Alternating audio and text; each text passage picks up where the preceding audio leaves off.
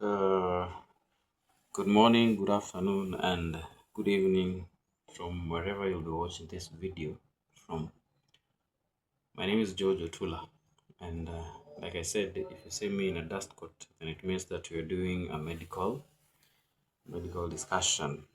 So, uh, most of the time, there's this topic called sampling, which usually brings a lot of challenges, and today we want to tackle it within very few minutes. So, quickly, let's get into it.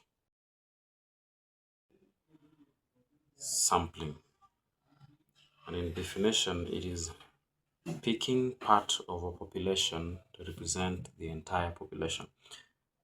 Most of the time, we usually do some studies, and the time and the resource factor is always very critical because you find that you might be having the time, but you don't have the resources.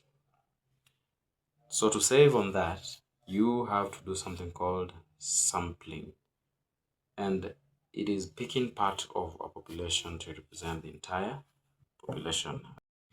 If you want to chop my finger, this one, if you pick, you only chop this part. You see this part, the one that is on the upper side. Then you go and do something like a test on it. Then this one is part of my finger. So this one is a sample, which by definition it is part of the population that is picked to represent the entire population. It is now the part. And a sample unit is the smallest unit from which a sample can be drawn. The smallest unit from which a sample can be drawn. Next term is a sample scheme. And a sample scheme is a method in which samples can be obtained. Method in which, so you underline the word method. The next one is a sample frame. Now, sample frame and sample scheme usually confuses a lot of students. But the clear line is a sample frame is a list of items from which a sample can be obtained. But a sample scheme is a method from which a sample is obtained. So a scheme is a method and a frame is a list. Very good. We have sample size determination. Sample size determination is the method of obtaining a particular sample size. Okay, method of obtaining a particular sample size. Then lastly, we have a population. Population, as you all know, is the total number of items or people in a particular area. So it is the total number of items. Good. Let's move to the next one. Now we want to talk about the broad categories of sampling. The broad categories. So we have probability, which is also known as non-biased, and is also known as non-random. Probability stroke non-biased stroke non-random. Okay. When we say that somebody is non-biased, it means that that person is fair. That person gives people equal chances of being part of something. It's the same thing here. So we have probability stroke non-biased stroke non-random. The sister category now is non-probability stroke biased stroke random. So I hope you're seeing the difference. In this one now it's non-probability and it is biased because people are not being given equal opportunity, as we are going to see in the next part of discussion. So very quickly, let's move to the first type of probability sampling method, and it is called simple random. Most of the studies, they say that simple random is the foundation for probability sampling, because in definition, simple random It is a process in which each and every item is given equal chance of being selected. Okay, so each and every item is being given equal chance of being selected. The next one is systematic. Now in systematic, there's something called an nth term. An nth term. Nth term can vary depending on the study.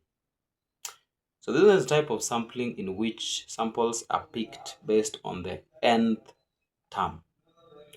For example, you want to pick 5 people from a team of 23 participants. Okay, so you will line them up, but you're only going to pick the person who falls.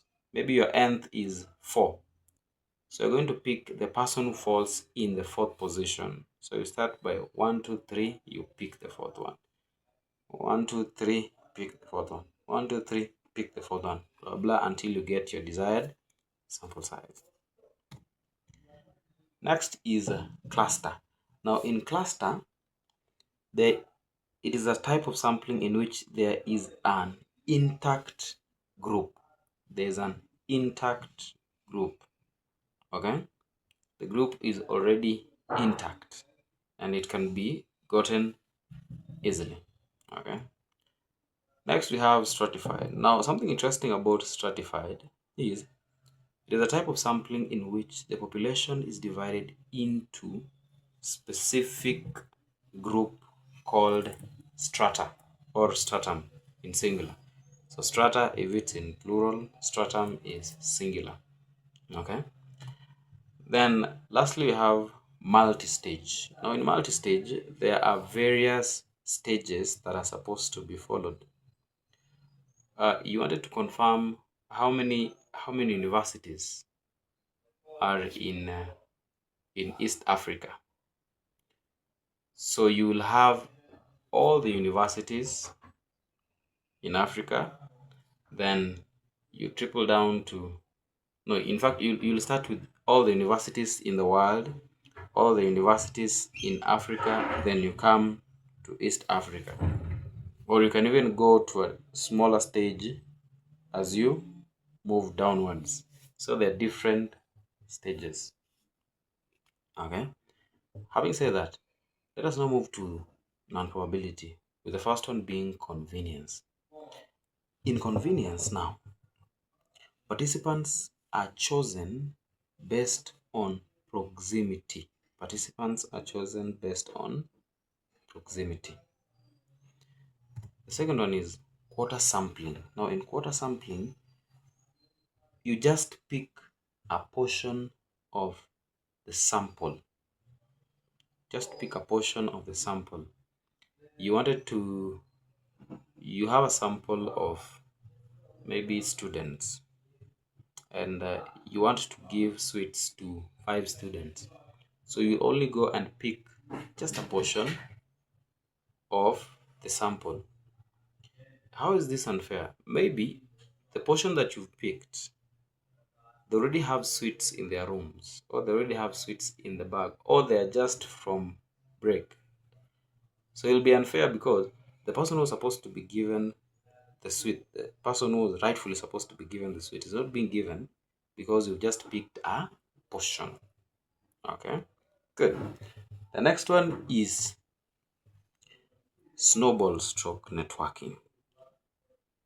Now, in snowball stroke networking, there is an existing participant who is referring new clients. There's an existing participant who is referring new clients. For example, you want to do a study on sex workers. So what will you do? You will simply pick one sex worker and he or she will give you other sex workers. Okay. Second last is purposive stroke judgmental. And this one, the researcher uses own knowledge or judgment. You as a researcher, you're now using your own knowledge, irrespective of whether you're right or wrong. You're using your own knowledge. This one is unfair because you might be you might be you might be using the knowledge, but you're having the wrong knowledge. You pick the people who are not supposed to be there. Lastly, we have voluntary or self-selection. Voluntary or self-selection. Now, in this one, participants they avail themselves at their own will. Okay, the participants avail themselves at their own will. How is this biased? You know, if I'm the one who has availed myself first, maybe I was idle that day. Okay, that's why I've come. And probably I'm not the right participant, but because I feel free or I feel that I'm supposed to be here, I will avail myself. Therefore, those are some of the probability and non-probability sampling methods. To finish it off, I want you to tell me some of the advantages and disadvantages of these types of probability. And then I'll see you in the next video. Thank you so much.